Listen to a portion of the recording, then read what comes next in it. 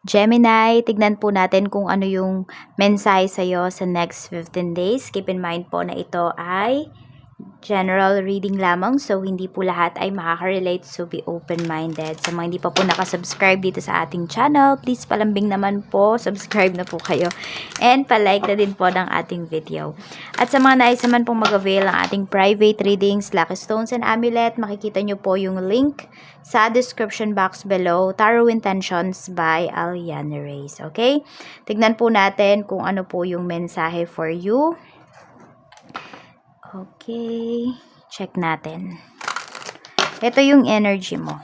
Your energy. A time to give rather than take. Okay, so mas magiging giving ka dito. O, giver ka na, Gemini, pero mas magbibigay ka pa dito. Okay, hindi dahil sa you have something, you have more. Alam mo lang kasi yung feeling ng wala. Kaya hindi ka nagdadamot dito. Hindi naman lang yan regarding sa finances. Pwedeng regarding sa time, okay? Regarding sa yung iba sa inyo, kung merong nanghihiram sa inyo dito ng gamit. Basta yung ano lang sabihin natin, basta gamit. Ewan kung anong gamit yung hinihiram ng tao na to sa'yo. Pero yun, ipapahiram ka, ganun. Hindi ka magdadamot. You know, tignan natin pagdating naman po sa energy ng mga tao sa paligid mo. Ayan o, the answers you need are coming. So, may mga tao dito na, alam mo yung kahit hindi mo naman hinihingi, sobrang magiging honest sila sa'yo. Ganun. Basta, parang sabihin natin, yung mga hinahanap mo sa ibang tao or sa isang tao, mahahanap mo dun sa mga taong makakadeal mo or nasa paligid mo ngayon. Parang ganyan. Basta yung mga tanong mo sa isipan mo, sila yung makakasagot. Oo.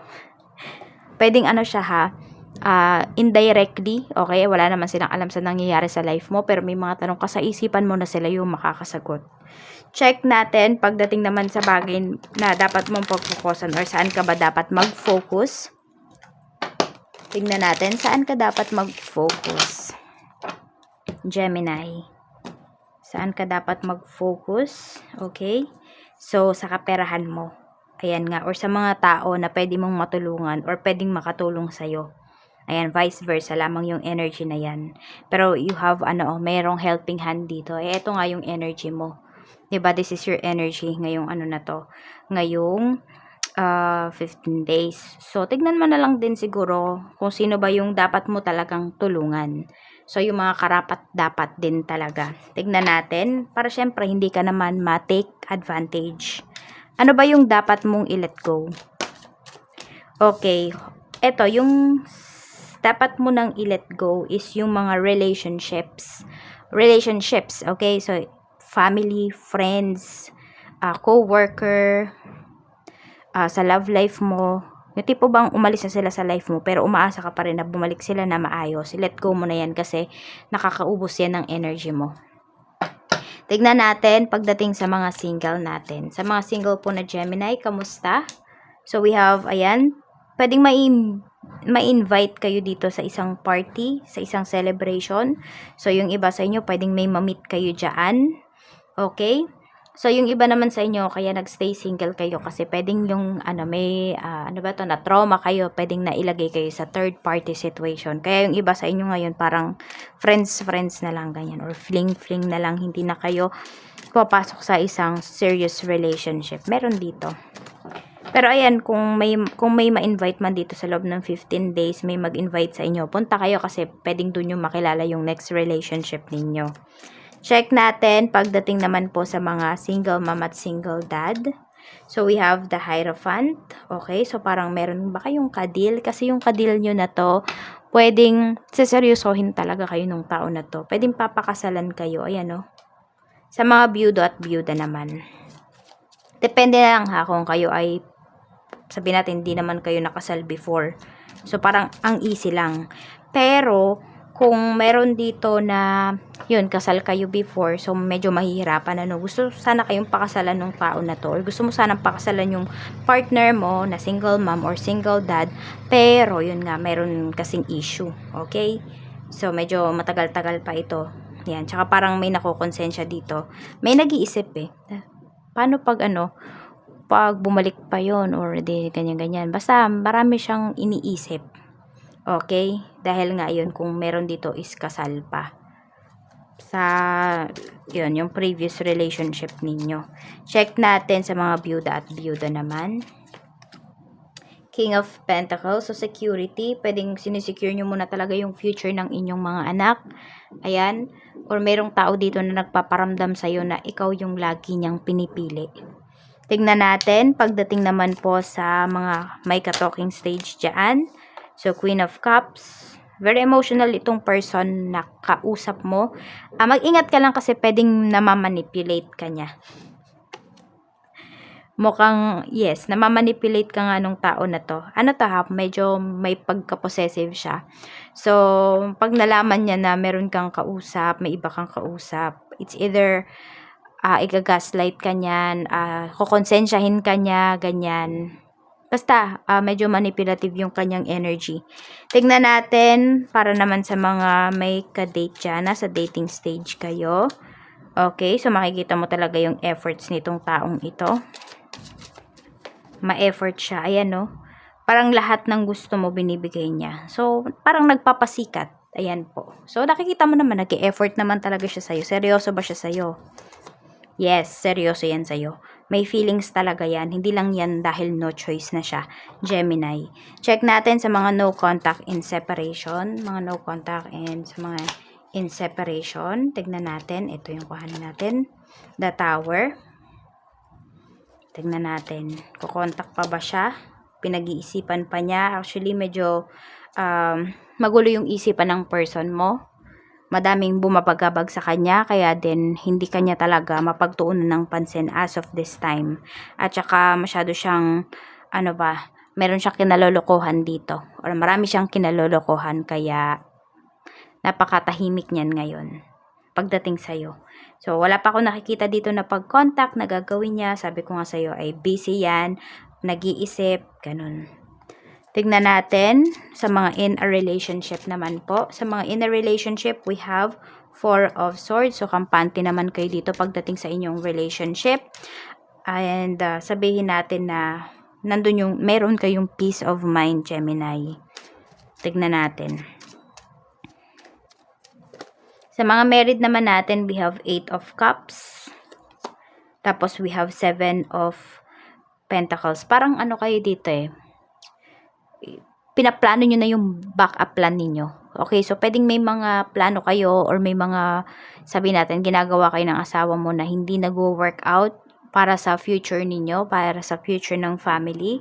So, ang nangyayari dito, may nagkakasisihan. Yun yung nakikita ko din na at the same time.